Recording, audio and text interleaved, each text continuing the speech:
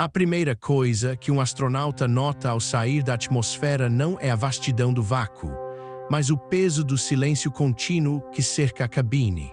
Na Terra, o ruído é onipresente, vento, trânsito, o zumbido elétrico da vida urbana.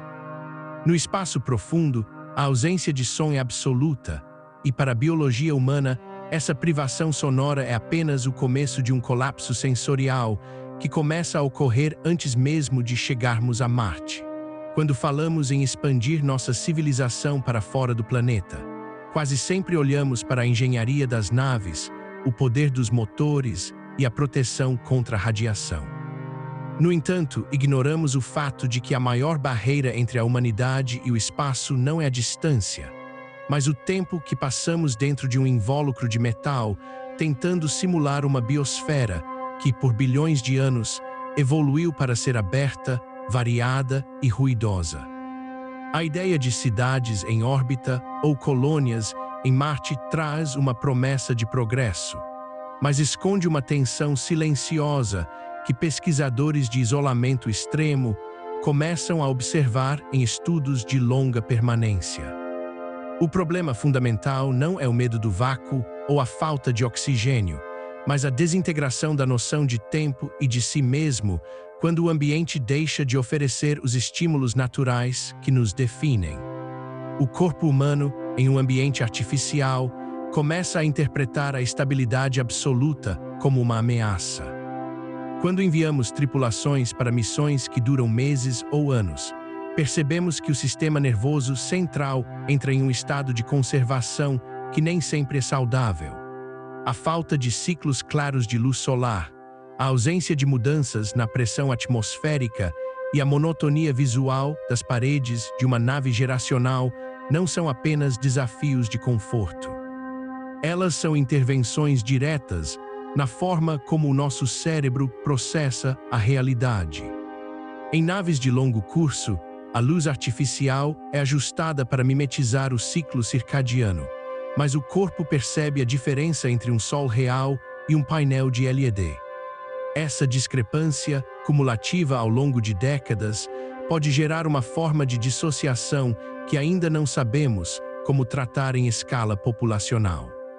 A solução clássica de engenharia para isso seria a criação de gravidade artificial através da rotação. Construir habitats em forma de toro ou cilindro que giram, forçando a tripulação contra as paredes externas por força centrípeta.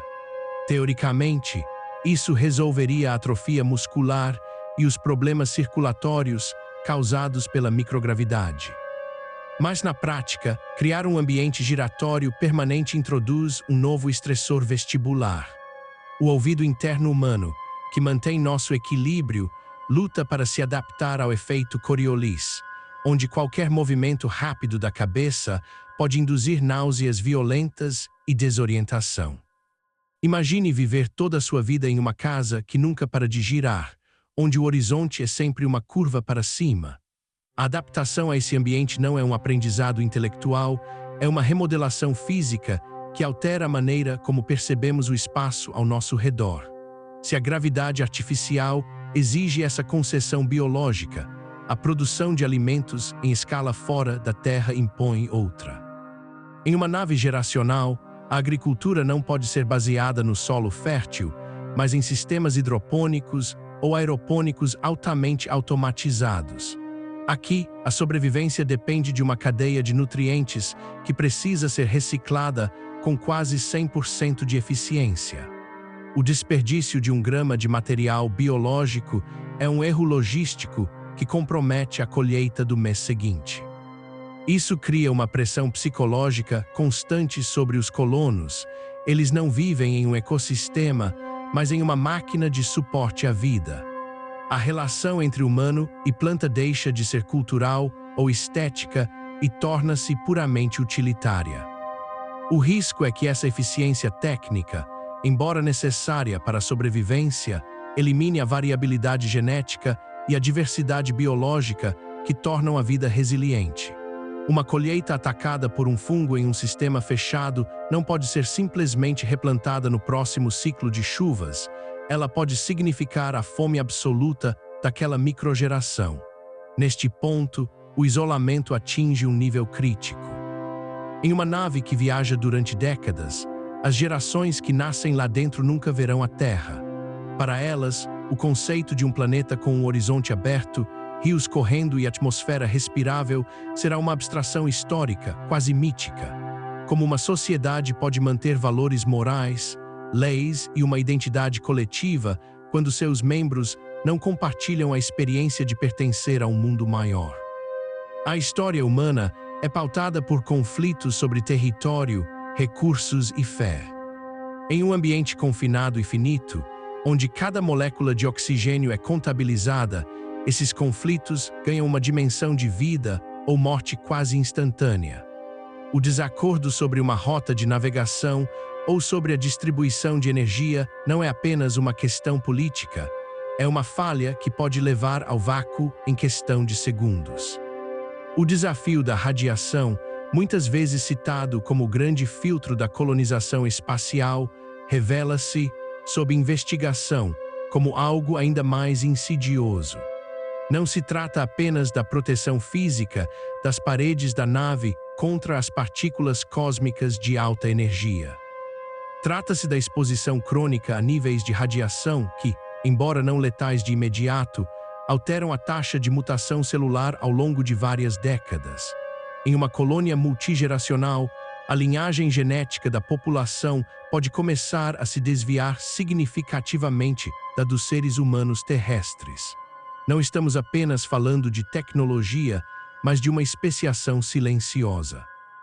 O humano que chegar ao destino, depois de 200 anos em trânsito, poderá ser, biológica e psicologicamente, uma espécie diferente daquela que saiu da Terra. É aqui que a percepção do projeto espacial se reorganiza.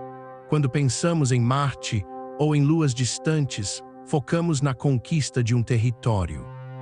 Mas o que a física e a biologia nos mostram é que o espaço não é um lugar que se conquista, é um ambiente que nos molda. Se tentarmos replicar a Terra dentro de naves de metal, falharemos porque a Terra não é apenas uma composição química, é um sistema aberto, dinâmico e ruidoso.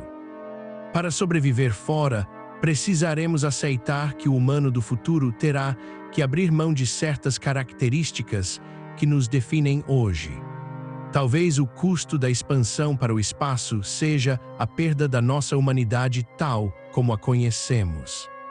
A necessidade de uma vida altamente regulada, de uma dependência total de máquinas, de um corpo adaptado à rotação constante e de um DNA moldado pela radiação ambiente é o preço da jornada.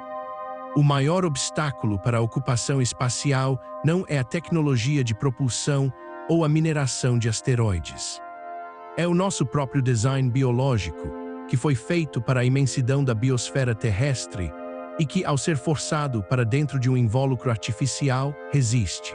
A pergunta que resta, e que se torna mais urgente conforme avançamos, não é se podemos construir as naves necessárias para chegar ao destino, mas se seremos capazes de reconhecer a nós mesmos quando finalmente chegarmos lá.